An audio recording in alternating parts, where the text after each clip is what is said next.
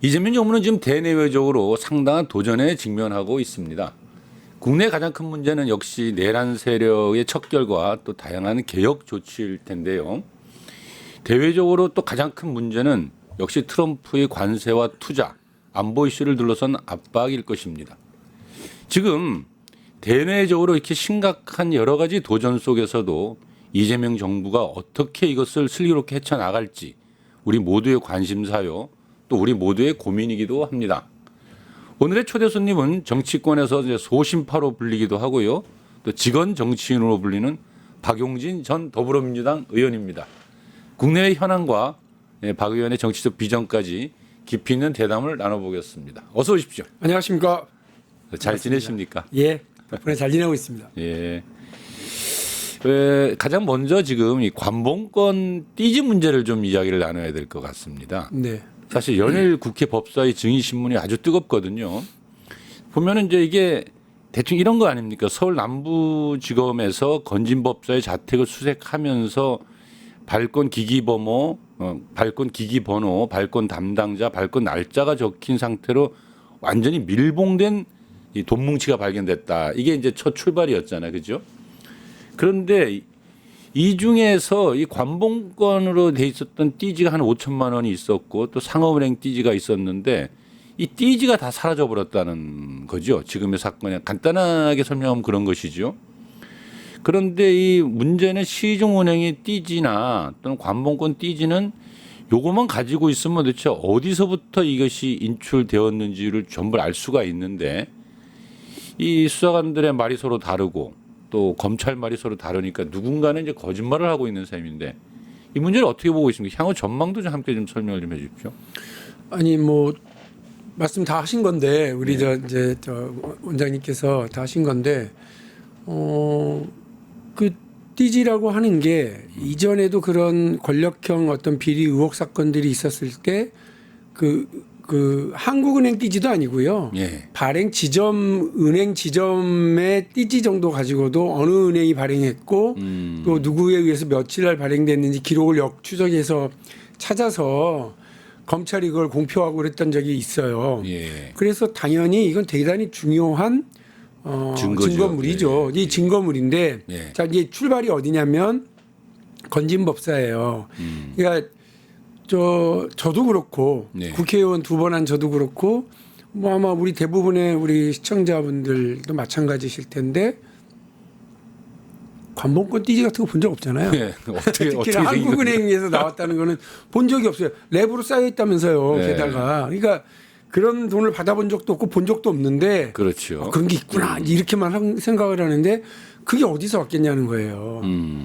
대부분의 권력기관들이 자기들의 특활비를 타갈 때 네. 한국은행으로부터 직접 받아가는 경우들이 많고 그 돈을 지급하거나 그 돈을 가지고서 나는 얘기는 저도 들었는데 다시 말씀드리면 건진법사가 가지고 있는 돈이 떡볶이집이나 어디 부동산 가게에서 돈 교환해 가지고 받은 게 아니라 그렇죠. 권력 핵심부로부터 받았을 가능성이 많고 그들의 관계로 봐서는 대통령실이었을 가능성이 상당히 있고 당연히 그래서 무슨 일로 이 돈을 받았는지에 대해서 출처가 분명할 수 있는 매우 중요한 증거물이고 조금 더 나가면 범죄 혐의에 관련된 그런 증거물일 수 있단 말이에요. 그렇죠. 그러니까 이거를 분실했다? 저는 이게 단순 분실이 아니고 고의로 은폐했다라고 저는 증거 봐요. 은폐라고 봐야 된다. 네, 그래서 정치 검찰의 고의적인 증거 은폐, 증거 인멸 행위에 해당하기 때문에 또 다른 범죄의 수사 대상일 수밖에 없다. 이렇게 말씀드리고 윤석열, 김건희 부부와 관련된 이 범죄 의혹과 관련된 중요 증거물을 예. 검찰이 훼손한 거 아니냐? 이런 의혹을 당연히 가질 수밖에 없죠. 근데 그 아주 그 젊은 여성 그 수사관이 눈동자가 계속 돌아가면서 되게 불쌍한 표정으로 거짓말을 하고 있다라는 느낌을 많이 받았는데 그 한 사람이 자기가 좀 기억이 안 납니다. 내지는 자기 실수로 그렇게 없애버렸다라고 넘어갈 수 있는 문제가 아니잖아요. 그럼요. 그러니까 그거를 놓고 뭐 저 질책을 했냐 안 했냐, 뭐 보고를 했냐 안 했냐 예. 이런 얘기를 할 필요도 없어요. 그러니까 장독대가 깨져 있는데 뭐 그 저 깨진 장독대와 관련해서 그걸 확인하면 되지. 예.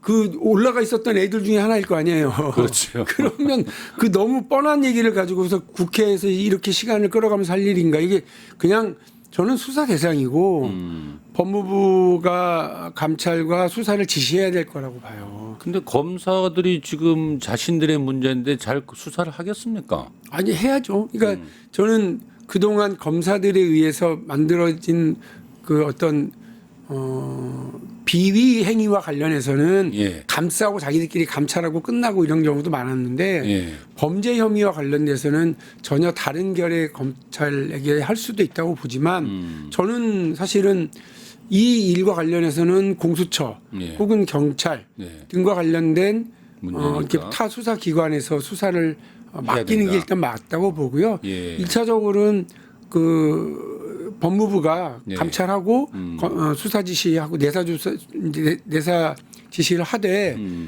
구체적으로 수사는 공수처나 아니면 이제 경찰 같은 다른 수사기관에서 맡아서 전격적으로 진행할 사안이라고 봅니다. 이게 많은 국민이 사실 걱정하는 것은 대충 이렇게 해서 덮이지 않을까에 대한 두려움도 사실 갖고 있을 텐데 그럴 문제는 아닐 것 같죠? 이거요? 네. 이거 덮일 수가 없죠. 덮일 그리고 수가 없죠. 지금 특검이 되게 정신없이 바쁜 것 같은데 예. 특검이 할 수 있으면 특검이 이거를 어쨌든 관련 사건이니까 조사를 해야 될 것 같고 특검이 하다가 다 못하잖아요. 예. 거기까지 하고 경찰이나 아니면 다른 수사기관에 넘기면 저는 되는 문제다 그 말씀을 드립니다. 알겠습니다.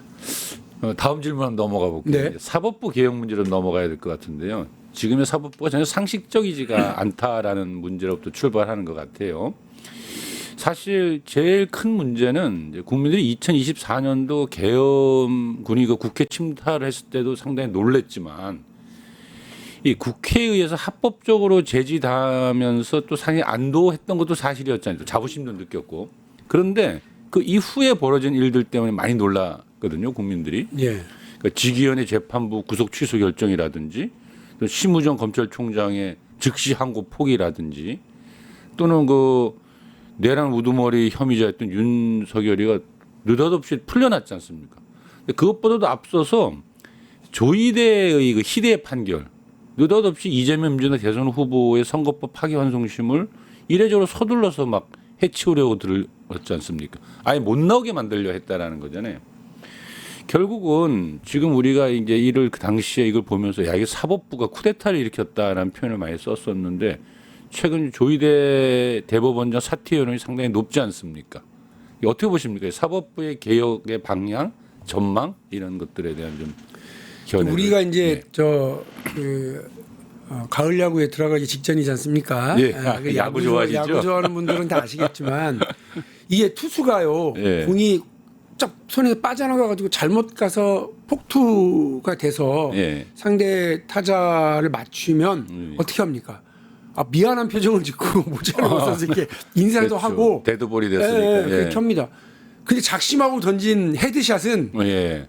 눈 하나 깜짝 안 하고 뭐 빛이 웃기도 하고 그래요. 지금 제가 전에도 그런 표현을 했는데 이건 헤드샷이었어요. 그러니까 이런 갑작스러운 저 파기환송심을 서둘러서 진행해 버리는 건 그렇죠. 제가 볼 때는 사법부의 대법원의 아주 이상 판결, 이상 행동이었다고요.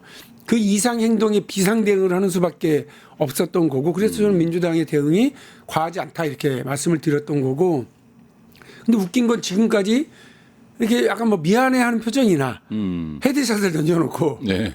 그 사과하는 이런 제스처도 없잖아요. 원래 헤드샷을 던지면은 뭐 미안해하는 표정 없다면서요. 의도적이니까. 원래 다 그래서 bench 클리어링 다 뛰어나가야 되는데 그렇죠. 지금 예. 그러고 있는 예. 상황을 만들어 놓고는 아무런 표정 없이 한다는 말이 사법 독립, 뭐 판사, 법관의 신분은 보장되어야 되고 이런 얘기만 지금 늘어놓고 있는데 전형적인 사법부 보신주의다. 그러니까 자신들의 개혁에 예. 대해서 국민적 열망이 높은데 민주당과 이재명 대통령 관련 건 떼고 보자고요. 떼고 보더라도 생각해 보십시오. 그 2년 전인가에 울산의 뭐 부장판사가 서울에 무슨 세미나인가에 참여한다고 와가지고요. 예. 성매매를 한 적이 있어요. 걸렸군요. 그 현장에서 걸렸어요. 경찰에 잡혀가지고. 그 사람이 그 뒤로도 법원에서 쉬쉬하는 바람에 한 3개월인가를 재판을 했어요. 그 자기가 성매매 피의자이고 성매매 현장범인데 예. 현장 체포된 사람인데 사법부가 그걸 느리게 하는 바람에 일반 국민들은 그 사람한테 재판을 받았다고요. 아이고. 그리고 그 이른바 향응 무슨 뭐 브로커가 끼어 있는 향응 골프, 향응 제공 이런 일에 연루됐었던 판사들도 수두룩하고요. 예. 그러니까 국민들이 재판관이 도대체 제대로 되고 있나? 재판이 제대로 왜 재판이 왜 이렇게 느려지고 있나? 이런 불만들과 불안감들을 다 가지고 있고 판사들이 가져야 되는 재판부가 가져야 되는 도덕적인 어떤 그 태도 이런 것들이 다 흠이 가고 있는 상황들이 많은데도 그 부분에 대해서 법원이 제대로 개혁 조치, 제도적인 시스템의 변화 이런 것도 한 적이 있냐고요. 없단 말이에요. 그런데다가 지금 정치적인 이런 논란까지 벌어지고 있고 당장 지기현 판사와 관련된 감찰이 지금 5개월, 6개월째 아닙니까? 네. 그게 그렇게 복잡해요? 그 내용이 기다 아니다 가부를 확정하고 간단한 술을 문제인데. 먹었는지 안 먹었는지 그러는 게 그렇게 그렇죠. 어려워요. 그걸 지금까지 끌어요. 그러니까. 그건 말이 안 되죠.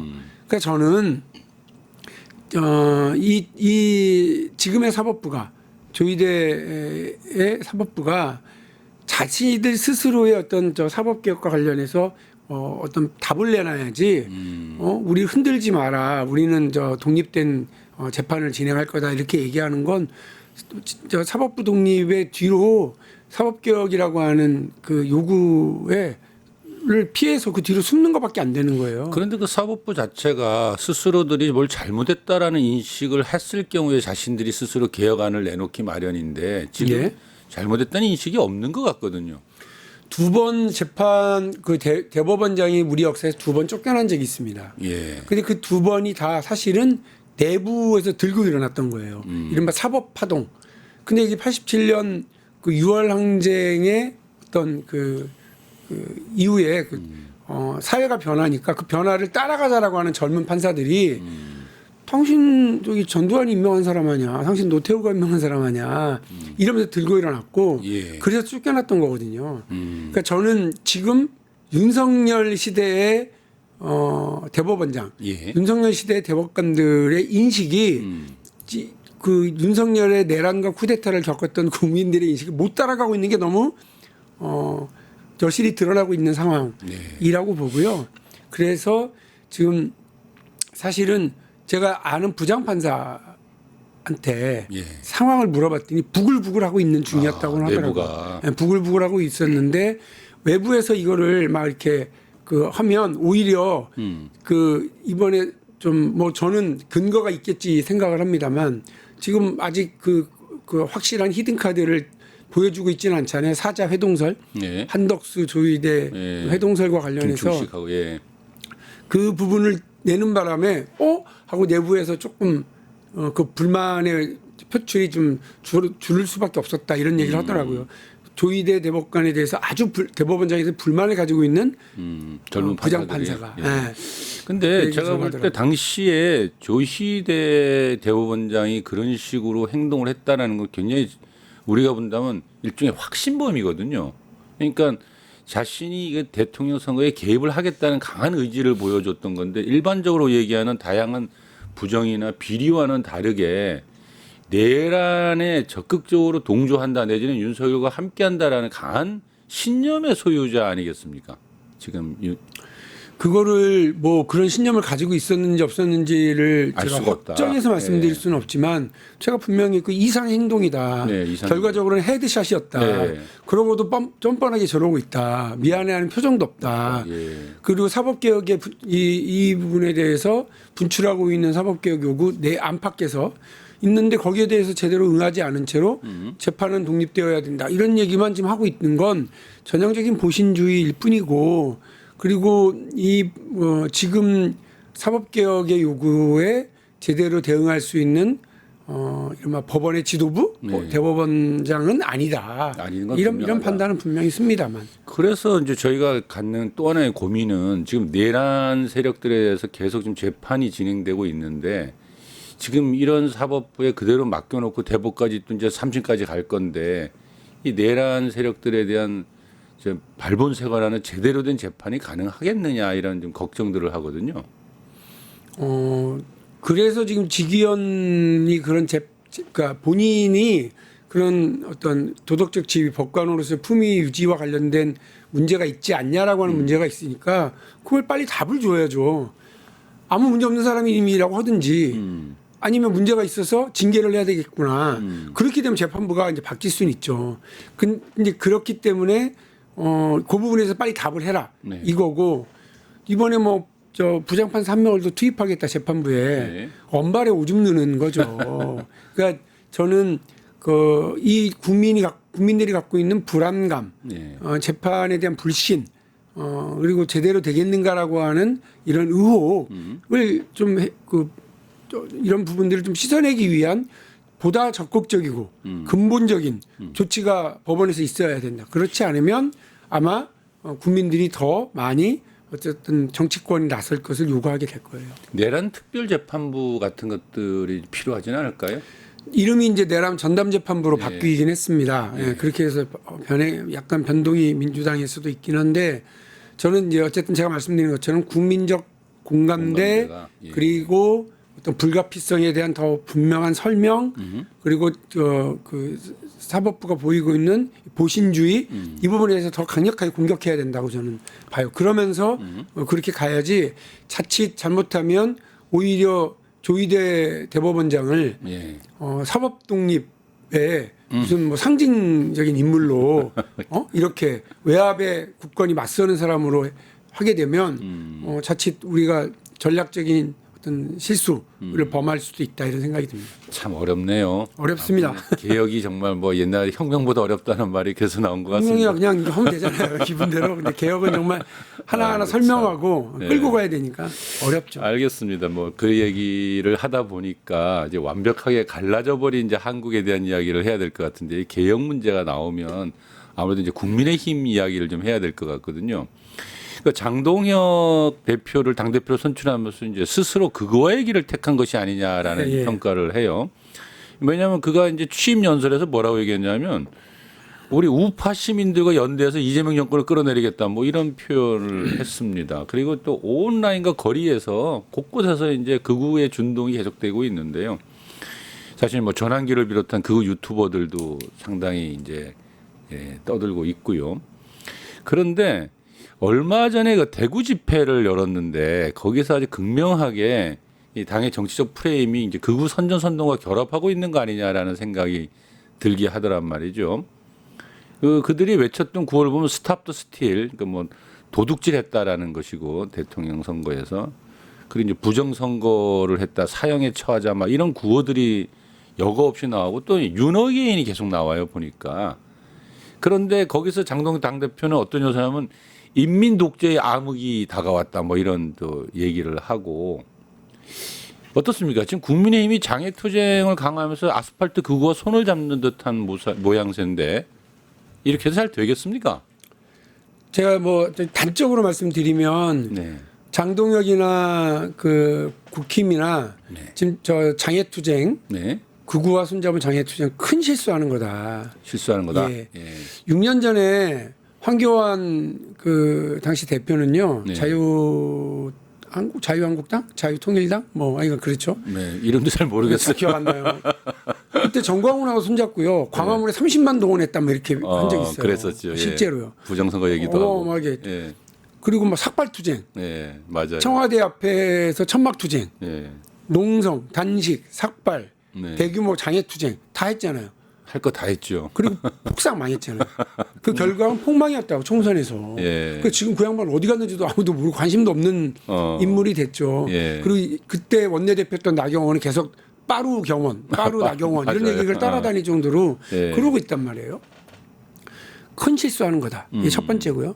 근데 두 번째 여러분 이게 제가 뉴스토마토 우리 시청자분들한테 이 말씀 드리는데 장동혁 대표가요 생각보다 좀 멀쩡해요. 아, 생각보다 그 멀쩡합니까? 같이 법사에서 같이 일해 보면 예. 저 뭐 초선이 뭘 좀 알겠나 이렇게 하면서 이제 지켜봤는데 다른 의원들이 우리 민주당 의원들한테 막 악을 쓰고 네. 그 막 이렇게 대충 소리를 지르는 걸로 한다고 그러면 장동혁은 말로 설명하고 판사였기 때문에 판례를 가지고서 설명하고 반박을 하고 이랬고요.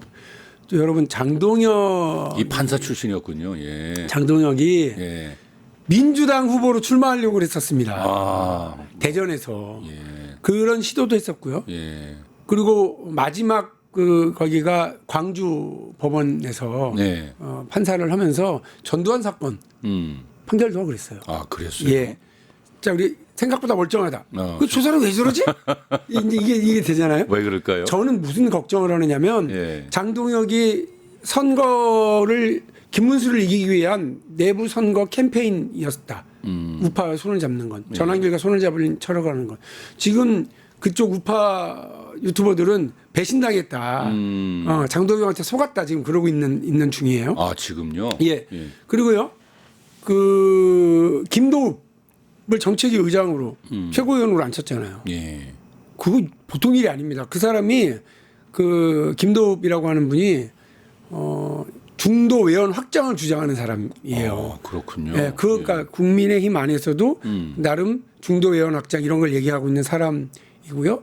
또 내부적으로 이 지침 내려가고 인사를 하는 걸로 보면 장동혁이 조금 멀쩡한 사람들을 이렇게 자꾸 앉혀요. 그리고 김민수 극우적 발언을 하고 있는 김민수 최고위원하고는 아예 딱 거리를 두고 두고요. 움직이고 있거든요. 그럼 나름대로 이제 당을 좀 이렇게 멀쩡하게 만들어 보려는 노력을 하고 있다 이렇게 봐야 되는데. 자기도 알지. 왜냐하면 네. 지방선거 지면 네. 자기도 쫓겨나는 거니까요. 근데 그러면서 또 왜 하는 일은 왜 그 방식으로 할까요? 우왕좌왕하고 있는 것 같아요. 우왕좌왕. 그러니까 우왕좌왕, 거기 힘이 워낙 갈팡질팡. 세니까 예. 거기에 끌려도 가고 예. 또 그렇게 안 하기 위해서 이쪽을 땡기기 위한 노력들도 하고 있는 건데 이거 유심히 저는 보고 있는 중이거든요. 그러니까 한번 만나셔서 원래 좀 멀쩡한 사람 아니냐, 좀 멀쩡한 길을 가라고 좀 충고를 좀 해주셔야겠는데요. 이게 충고가 아니라 예. 저희 스스로 어떤 대비를 해야 된다는 말씀이에요. 예. 그러니까 국민의힘이 정신 차려서 장동혁의 스탠스대로 움직여가면 예. 정신 차려라. 이거 진짜 정신 차렸어. 그러면 야당이 정신 차리면 우리 민주당은 예. 그 지방선거 때 어려울 수 있어요. 그 울산 우리 저 원장님이 네. 잘 알고 있는 울산도 잘하면 우리가 가져올 수 있겠다 싶기는 네. 하지만 네. 제가 볼 땐 서울 그다음에 충청, 대전, 충남, 충북 네. 그다음에 울산, 네. 경남, 부산 여기가 사실 격전지거든요. 격전지죠. 예. 그런데 지난번 선거 때 보면 울산 50%못 넘겼죠. 부산도 그렇고요. 네. 경남도 그렇고요. 충청, 그러니까 서울도 그랬습니다. 이 말은 뭐냐면 보수가 이준석, 김문수로 나뉘어지지 않고 하나로 우리랑 1대1로 붙으면 네. 지난번 그 대선에서도 서울, PK, 충청은 네. 졌다는 거예요. 그러니까 이렇게 그냥 지방선거를 1대1로 또 한다. 네. 그러면 어려운 선거예요. 그래서 저희가 정신 차려? 근데 저기는 방어만 하면 되잖아요. 예. 그 나머지 다 지금 석권하고 있는 자기 지역구잖아요. 예. 근데 방어하면 되고 현직들의 저기 이점을 이용해 가지고 선거를 치를 텐데. 그래서 저는 저기가 정신 차릴 경우를 대비해서 네. 우리가 더 운동장도 넓게 쓰고 그리고 이거 뭐 시시콜콜 싸우고 쟤네랑 투닥거리는 게 아니라 제 앞에 들어가야 된다. 이게 제 생각입니다. 그러니까 그런 면에서 본다면 장애투쟁하는 거는 국민의힘이 특히나 장동혁과 같이 당을 좀 이 중도 외연 확장을 하려고 하는 사람들 입장에서 보면은 큰 실수를 좀 도리어하고 있는 것이다 이렇게 보신 거잖아요. 그렇죠. 그러면은 근데 이제 주로 극우들과 손을 잡는 모습에 대해서 이제 실수하신 거다라고 얘기하는 건데 그 얼마 전에 그 조국 혁신당의 비대위원장을 맡고 있는 조국 이제 전 대표가 무슨 말을 했냐면 이제 혁신당은 이 극우 제로를 이제 전략을 일관되게 추진하겠다라는 얘기를 했어요. 그러니까 극우 제로, 그러니까 극우파를 쓸어내겠다라는 건데 한국 사회에서의 극우에 대한 이야기를 좀 해야 될 것 같은데 좀 생각보다 과거보다 많이 늘어난 것 같아요. 근데 극우라고 우리가 보통 얘기하면은 이제 민주주의를 원치 않고 또 이제 인종차별, 성차별 뭐 이런 것들을 굉장히 강조하는 사람들인데 어떻게 보십니까? 지금 우리 한국 사회에서의 극우. 극우들은 몹쓸 사람들이죠. 근데 몹쓸 이제 사람들. 원장님뿐만 아니라 우리 국민들이 모두 다 극우 숫자가 좀 늘어났나 봐. 예. 이렇게 하는 건 극우가 늘어난 게 아니고 극우 목소리에 동조하거나 공감대를 끄덕이는 사람들이 많아졌다는 얘기잖아요. 예. 그 이게 뭐냐면 극우의 등장은 극좌의 등장도 극우의 등장도 다 사회적 불안감이 증폭되고 불만이 쌓일 때입니다. 다시 말해서 저는 우리 사회의 사회적 양극화, 불평등의 심화 이게 극우가 발현할 수 있는 자양분을 제공하는 그런 상황이다라고 예. 저는 진단을 해요. 예. 뭐 우리 사회도 지금 경제적으로 어려워지고 네. 젊은 세대가 직장 찾기도 어렵고 그리고 안정적인 미래를 꿈꾸기도 어렵고 결혼하기도 힘들고 이렇게 되니까 그런 불만들에 대해서 누군가 원인을 찾아야 될 거 아니에요. 예. 그 원인을 뭐 예를 들면 뭐 중국 혹은 또 뭐 민주당 예. 이렇게 니네가 잘못했던 거 아니야? 뭐 이러면서 이렇게 공격 먹잇감을 찾는 극우의 목소리에 젊은 세대들이 맞아 민주당이 대통령을 할 때 이렇게 됐었지. 예. 쟤네가 집값 다 올렸어. 그래서 우리 집 사기 어려워. 뭐 이렇게 그냥 얘기하는다든지 경제적인 문제는 민주당이 뭐 이렇게 막 퍼주기 해서 생긴 어려움이야. 우리한테 빚을 떠넘기고 있어. 이런 불만들에 대해서 끄덕끄덕하는 사람들이 많아졌고 정치적인 선택을 그렇게 하기 시작했다는 거죠. 그럼 이제 근본적으로 이 문제를 해소하기 위해서 노력을 되게 많이 해야 된다고 봐요. 그러니까 객관적인 지표로 인한 그 극우가 늘어난다라고 하는 측면은 뭐 굉장히 이제 중요한 이제 이야기신데요. 근데 내가 볼 때 약간의 좀 의도성도 좀 보여서 이제 걱정을 하는 건데 얼마 전에 이거 토요일에 집회가 있었어요. 여기서 이제 방송을 하려고 오다가 길이 막혀가지고 했는데 그날 어떤 집회가 있었냐면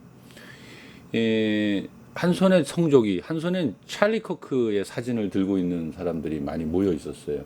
그러니까 내가 찰리 커크다, 구호가 그거더라고요. 근데 뭐 아시다시피 이제 찰리 커크는 트럼프의 측근이기도 하고 그 찰리 커크가 이 미국에서 이제 연설 도중에 총을 맞아 죽는단 말이죠. 근데 죽기 5일 전에 한국에 왔었는데 그때 했던 연설이 뭐였냐면 이제 뭐 반이민, 또 총기 소유권을 주장하고 또 낙태 성소수자를 비판하고 막 거기서 무슨 말까지 하면 우리나라 와서 이랬어요. 여자들은 애를 많이 낳으면 된다. 막 이런 주장도 하고 그리고 이제 악의 축은 중국이다. 중국 공산당에 우리 그 대통령이 포섭돼 있다. 부정선거에 있다. 막 이런 얘기를 막 했는데 그날 모여있던 10대, 20대 우리 한국 청년들이 막 USA를 막 외쳤거든요.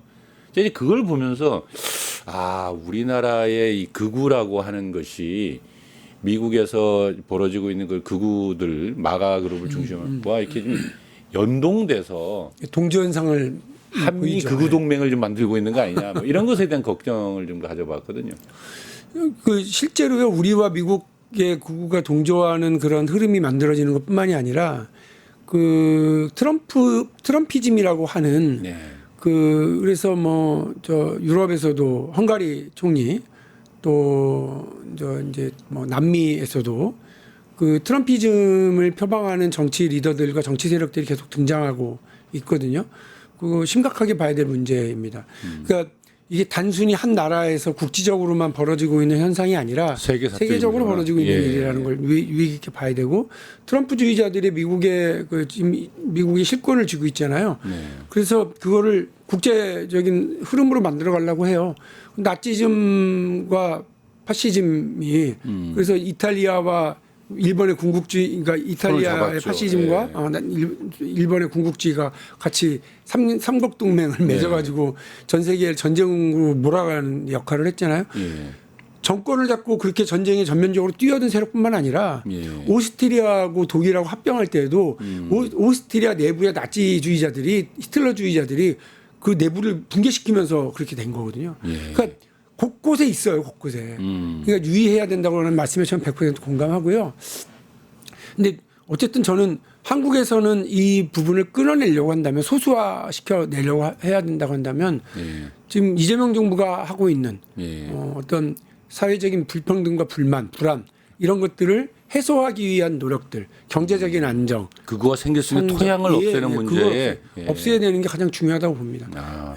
근본적으로. 저는 그래서 이재명 정부가 성공해야 된다가 그냥 입에 발린 소리가 아니고요. 대한민국의 미래에 되게 중요한 중차대한 거죠. 이제 겨우 회복하고 정상으로 좀 이렇게 돌아온 거잖아요. 근데 여전히 미래는 불안하고 힘들거든요. 이걸 어떻게 타개할 거냐. 서두에 말씀하신 것처럼 첩첩산중인데 네. 예, 뭐그 관세 협상 어떻게 풀어 나갈 거냐 이게 되게 중요한 문제들인데 힘을 좀 실어줘야 될 텐데 이거 철없는 국민의힘은 자꾸 저 발목 잡고 안 잡고 예, 걱정스럽습니다. 예. 그 잠깐 이재명 대통령 얘기가 나온 김에 유엔 연설 얘기를 잠깐 좀 한번 넘어갈까 하는데요. 혹시 좀 그날 유엔 연설 보셨습니까? 직접은 못 봤어요. 직접 왜냐하면 못 저 봤고. 이렇게 새벽이었어요. 예. 그리고 이제 나중에 그 뒤에 동영상으로 예. 그러니까 이게 지금 아마 동영상이 좀 준비되어 있을 건데 그 트럼프 대통령과 이재명 대통령이 굉장히 반대말을 해요. 예, 각이 다르죠. 예. 그 한번 유엔에 관련된 이야기다 잠깐 볼까요, 한번? 네. 누군가 유엔이 이룬 성취가 무엇인지 묻는다면 대한민국의 80년 역사를 돌아보라 이렇게 대답하겠습니다. 도전과 응전으로 점철된 대한민국의 역사는 인류가 직면한 거대한 도전에 쉼없이 맞서온 유엔의 역사 그 자체라고 해도 결코 과언이 아닙니다. No president or prime minister, and for that matter, no other country has ever done anything close to that. It's the greatest con job ever perpetrated on the world, in my opinion. The carbon footprint is a hoax made up by people with evil intentions. It's time to end the failed experiment of open borders.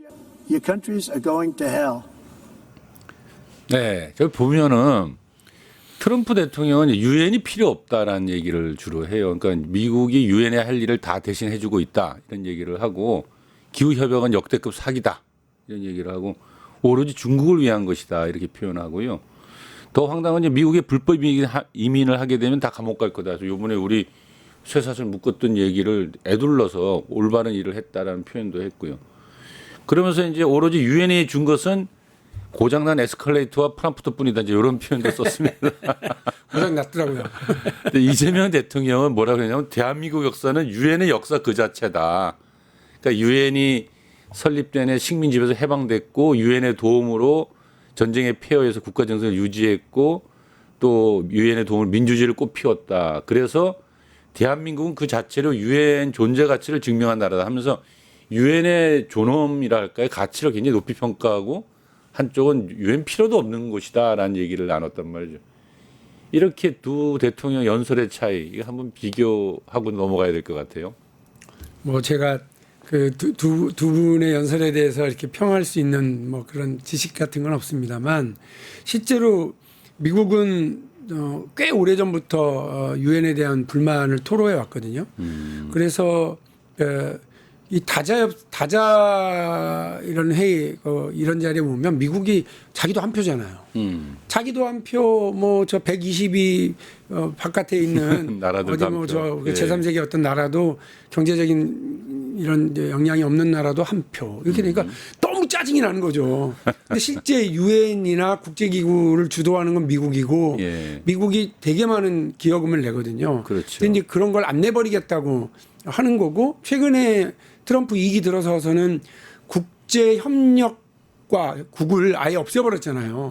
이제 국제사회 헌신적이 기여하는 그런 협력 기구를 아예 없애버렸고 국무부 내에서도 그래서 제가 볼 때 약간 불안한 건 트럼프가 그러니까 1차 세계대전 끝나고 그 국제 연맹을 만든 것도 미국이었는데 탈퇴해 갖고 그걸 무력화시킨 것도 미국이었지. 고립주의로 갔을 때. 예. 이번에도 지금 미국이 그냥 탈퇴하는 거 아닌가라고 하는 생각이 들고 꽤 오랫동안 기여금과 분담금을 안 내고 있다는 얘기도 제가 들었고 그래서 유엔이 아주 경제적으로 허덕허덕하다는 얘기를 제가 들었거든요. 예. 그래서 미국은 저게 트럼프라서가 아니라 예. 민주당 공화당 할 것 없이 꽤 오래 쌓여온 불만이다. 그러나 우리는 대한민국이라고 하는 나라는 국제 무대에서 유엔이라고 하는 공간 그리고 다 여러 다자 무대 다자 외교의 무대에서 계속해서 역할을 하고 또 거기에서 우리 이득을 취해야 되고 한반도 평화를 위한 노력들을 만들어내야 되기 때문에 우리랑 미국은 접근하는 방법과 입장이 좀 많이 다른 것 같습니다. 그러니까 전 세계를 쥐고서 패권을 유지해오던 미국이 도리어 이제 유엔을 발로 걷어차려 하고 있고 우리 같이 또 이렇게 어려운 가운데 성장해온 나라들은 유엔이라고 하는 그 다자주의를 또 강화하려고 하고 있고 참 아이러니합니다. 아이러니하죠. 근데 많은 분들이 이제 관세 협상 관련해서 말씀을 드리면 깡패냐, 네. 미국 깡패냐, 우리한테 왜 그러냐 이러잖아요. 예. 그리고 외교부 장관이나 그 산자부 장관이 우리가 알던 미국이 아닌가 봐, 막 이렇게 얘기하던데 예. 전략적으로 발언한 거라고 저는 생각하거든요. 예. 미국을 향해서. 근데 실제로 미국은 그런 나라예요. 원래 그런 나라다. 오래전부터 깡패 국가예요. 그러니까 이게 무슨 근거로 그러냐. 제가 태어나던 해인 1971년도에 예. 닉슨 쇼크라고 있었잖아요. 예. 그래서 미국이 원래 야 1달러 가져오면 금하고 바꿔줄게. 그래서 이거는 금이랑 똑같아. 종이떼기지만 갖고 가서 쓰고 뭐 돈이 뭐 금이 필요하면 현금이 이렇게 현물이 필요하면 금으로 줄게. 이렇게 했다고요. 근데 그거를 71년도에 닉슨이 야 못 줘. 하고 일방적으로 선언해 버렸어요. 그랬죠. 그 다른 나라는 그 종이떼기인 달러를 막 이렇게 쥐고 있었던 뭐 프랑스, 영국 난리가 났고 다른 나라 같으면 전쟁했죠. 미국이니까 꾹 다물고 있었지. 지네 멋대로 해버린 거죠. 두 번째로 85년도에 플라자 합의라고 있었어요. 그랬죠. 일본이 미국이 막, 예. 일본하고 서독 불러다가 니네 야 우리한테 엄청난 무역 이익을 보는데 환율 다시 좀 책정해볼까? 그래가지고 완전히 붙잡아놓고 뒤통수 깐 거죠. 예. 그래서 일본이 그때부터 잃어버린 30년이 시작이 돼가지고 저 모양 저 꼴이 된 거거든요. 그렇죠. 그렇게 하는 게 어디 있어요, 일방적으로 환율을. 그리고 우리 나이 드신 분들은 다 기억하고 이 방송 보는 젊은 분들도 찾아보세요. 슈퍼 301조. 그 1980년대 후반 90년대 초중반에 한국을 그렇게 괴롭혔어요. 그때도 미국이.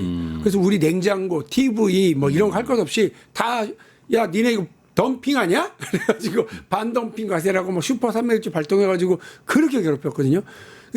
원래 그런 나라예요. 그러니까 지금도 지네 멋대로 하잖아요. 그러죠. 아니 뭐 우리가 무슨 지네랑 전쟁하다가 전쟁에서 지금 패전국가야?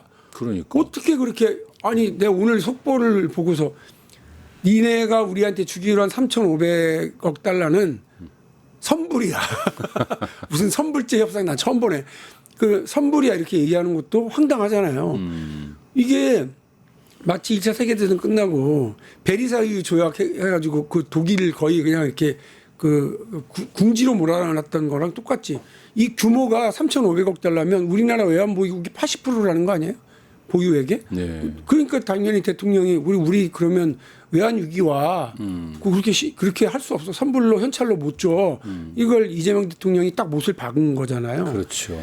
3,500억 달러 하면 어느 정도냐면 제가 알아보니까 2024년에 우리나라가 그 해외 투자를 했던 금액이 273억 달러예요. 해외 직접 투자가 273억 달러. 그런데 미국에게만 한 방에 3,500억 달러를 달라는 게 말이 됩니까? 우리가 1년 내내 한 게 273억 달러인데. 그러니까요. 그리고 우리나라가 국내외 모든 투자를 다 한 게 한 1,700억 달러 정도 됩니다. 1,700억 달러. 그런데 그 3,500억 달러면 그거에 거의 2배에 가까운 금액을 한 방에 하라는 거예요. 그것도 미국 얘기만.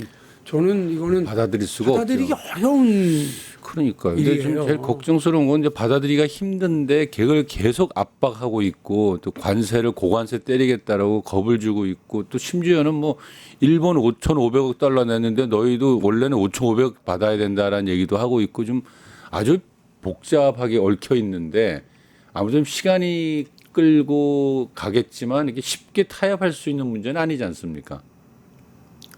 이것의 이제 마지막 정리를 어떻게 하게 될 것 같습니까? 그러면 계속 지금 현재 우리 정부의 최근 발언은 전략적인 이제 이렇게 이야기겠지만 우리 뭐 최종 관세 협상 사인 안 하고 관세 25% 다 물을게. 그게 답일 것 같아요. 이런 카드를 지금 살살 꺼내잖아요. 이게 훨씬 남는 장사다. 차라리 관세를 차라리, 내고 예. 기업들한테는 보조금을 차라리 국가가 좀 차라리 대주고. 이렇게 되는 게 훨씬 더 남는 장사고 트럼프 끝날 때까지 버텨보자. 그리고 또 하나는 트럼프가 지금 처음이니까 야 우리한테 돈이 들어오고 있어 이렇게 얘기를 하지 좀 있으면 이미 뭐 시작됐다고도 하더라고요. 미국 내 소비자 물가가 엄청 뛸 거예요. 그렇죠. 이 관세 올리면 관세만큼이나. 네. 그러면 그거는 어떻게 대처할 거냐 미국이. 그러니까 자기 스스로 내부에서 문제가 생겨서 이거를 우왕좌왕하기 시작할 때까지 버티는 게 답 아니냐라고도 생각하고 있어요. 알겠습니다. 오늘 뭐 국내외 문제를 많이 좀 다뤘는데요. 이제 시간이 다 돼가니까 서울시 얘기 하나만 좀 하고 좀 마쳐야 될 것 같아요. 오세훈 시장이 그 1,000억 가까이 들여서 시작한 한강 버스 사업 이야기 있지 않습니까? 요즘에 보니까 이 의원님 페북에 이 문제에 대해서 아주 좀 날카로운 지적을 많이 하셨던데 오세훈 시장이 사실 굉장히 마구잡이 행정을 했다라는 게 이게 지금 보니까 마곡에서 잠실까지 가는 거죠. 근데 네. 거기서 아침에 출근 시간에 이거를 계속 출퇴근용이다라고 라고 얘기해요. 대중교통이라고 주장을 하죠. 예. 근데 이게 굉장히 좀 무모한 사업이다라고 많이 하셨던데 한번 그 얘기를 좀 들어볼까요? 일단 대중교통이냐 네. 본인이 계속 그 주장하니까 관광용 배다 이렇게 얘기했으면 별 관심 없는데 네. 대중교통이다라고 주장하면서 말씀하신 것처럼 1,000억 가까이 거의 들어갔다는 거고요. 네. 그리고 그 배를 만드는 회사가 신생업체라서 배 한 번도 만들어 본 적이 없는 회사한테 그 선수금 210억을 먼저 줘놓고 그 제때 인수도 받지 못해가지고 오히려 난리가 났었던 경우가 있고요. 또 안전 미비 등이 좀 심각해서 심지어는 비가 좀 내리니까 그날 진수식 하기로 했었던 행사도 취소할 수밖에 없었고 그리고 운항을 이제 본격적으로 시작하고 나서도 팔당 댐에서 방류 시작하니까 배 운항을 중지시켜버리고 이런 상황들이 벌어지니까 불만들이 쌓였던 겁니다. 제가 지적했던 건 대중교통이구나. 왜 대중교통이라고 그러는데 그 문제는 제대로 해결도 못하면서 동시에 그 서울 시민의 발인 마을버스 조합이 예. 그 환승제도에서 우리 탈타겠다. 너무 우리 지금 불합리하고 적자가 쌓였다 이렇게 그러고 얘기하고 있죠. 그런데 예. 그걸 몰랐겠냐고요. 알면서 그거는 방치해놓고 오히려 그 돈이면 1,000억 들였던 그 돈이면 이 문제를 해결할 수 있는데 그거를 그냥 방치하고 자기의 제가 볼 때는 오세훈 시장의 한강버스는 자기의 5선 서울시장 5선 도전용이다. 치적 쌓기 사업에 불과하다 이렇게 생각이 들어요. 그걸 하기 위해서 이런 불합리한 상황을 계속 유지하는 건 그야말로 졸속행정 그다음에 뭐 치적 쌓기용 행정 보여주기식 행정 마구잡이 행정이다 이렇게 생각됩니다. 근데 이분은 좀 뭔가 일을 할 때마다 좀 이상해요. 맨날 이렇게 뭔가 큰 돈 들여가지고 뭘 하나 남기고 싶어 하는데 그 세금을 좀 정말로 서민들을 위해서 제대로 쓴다기보다 뭔가 모양새 있는 걸 만들고 싶어 하는 듯한 것 같아요. 옛날에 섬 문제도 그랬고. 이게 둥둥 얼마 전에 기억하시겠습니다만 한강버스에 가려서 그렇긴 한데 오세훈 시장이 서울의 국민의힘 구청장들을 불러 모아서 예. 그 막 불만 어린 행사를 했어요. 그게 뭐냐면 그 이른바 민생 지원 쿠폰 이거 이제 민생 지원금을 서울이 75%만 지원해 받아서 그 25%는 서울시하고 구청이 부담하느라고 우리 죽겠다 이런 얘기를 했단 말이죠. 근데 첫 번째 서울은 재정 자립도가 거의 90%에 가까워요. 재정 자립도가 30%대 40% 초반대에 있는 다른 데하고 비교해서 우리 조금 적다라고 중징거리는 건 말이 안 됩니다. 그럼 아예 이런 사업을 하지 말라고 얘기를 하든가요. 근데 이런 비슷한 사업은 서울시도 이른바 서울사랑 상품권이라고 그래가지고 1,500억씩 발행해 가면서 서울시도 하고 있잖아요. 그러니까 그 소비를 진작하기 위한 노력을 하는 그 중앙정부의 일에 불만을 이거 품지 말든가 그 재정 구조가 서로 다르다는 걸 인정을 해서 그냥 받아들이든가 이래야 되는데 오히려 말씀하신 대로 이런 졸속행정에 그런 말도 안 되는 신생업체에다가 돈을 줘가면서 그 계속 적자 구조를 계속 이렇게 유지해가면서 이걸 해야 되는 이유가 뭐냐? 한강버스 계속 하겠다는 거죠. 계속 하겠다는 거예요. 그리고 지금 저 한 매년 운영 경비가 200억 정도가 들어가는데 운임 수익은 50억이 안 될 것 같다는 거 아닙니까? 그럼 나머지 150억은 해마다 어쨌든 재정 투입을 할 수밖에 없는 구조예요. 그걸 왜 하는지를 모르겠어요. 그래서 보니까 그죠. 그래서 이게, 이거를 그 본인의 치적 쌓기이고요. 이런 문제에 대해서 제가 이제 비판을 했더니 이 비판에 대해서 오히려 뭐 가만두지 않겠다. 앞으로는 다 이렇게 각오해라. 뭐 이렇게 입장을 밝혔던데 그야말로 오세훈식 또 다른 입틀막 시도 아니에요. 그 제가 그래서 아니 이게 잘못된 행정에 대해서 비판하는 건 시민의 권리인데 그걸 비판했다고 이거 가만두지 않겠다. 민주당의 정치적 의도가 뭐냐 이렇게 나오는 건 이 배가 산으로 가는 거다. 제가 그렇게 비판을 오히려 했죠. 이거 이렇게 즐겁게 오랜만에 나오셔서 대화를 나누다 보니까 뭐 주어진 시간이 다 지나가 버렸는데요. 어떻게 이제 마무리 인사를 좀 해야 될 것 같습니다. 예, 민주당으로서는 아까 말씀드린 것처럼 지방선거를 이겨야 되고 지방선거를 이겨야 정권 재창출이 가능하고 이재명 정부의 성공을 이렇게 뒷받침할 수 있거든요. 민주당이 능수능란하게 보다 더 진중하게 대한민국의 국정을 책임져 나가는 여당, 정부 여당으로서 역할을 잘할 수 있으면 좋겠고요.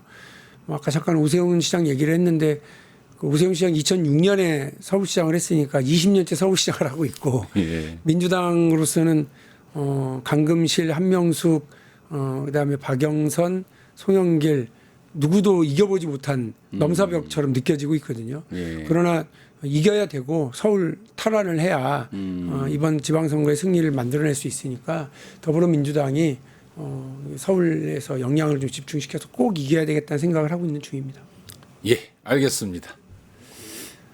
이재명 대통령에게 몰려오는 이 엄청난 파고가 있지요. 국내외적으로 쌓여 있는 여러 가지 개혁 과제와 또 대외적인 그 압박 이것들을 이겨내는 과정은 그 이재명 대통령도 말씀하셨다시피 국민들에게 알리고 국민들의 지혜와 슬기를 모아 함께 가는데 그 답이 있다 할 것입니다.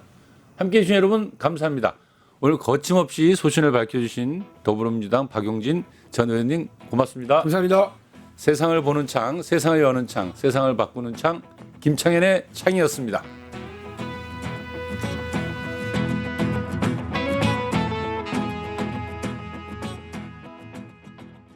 파 증권홍합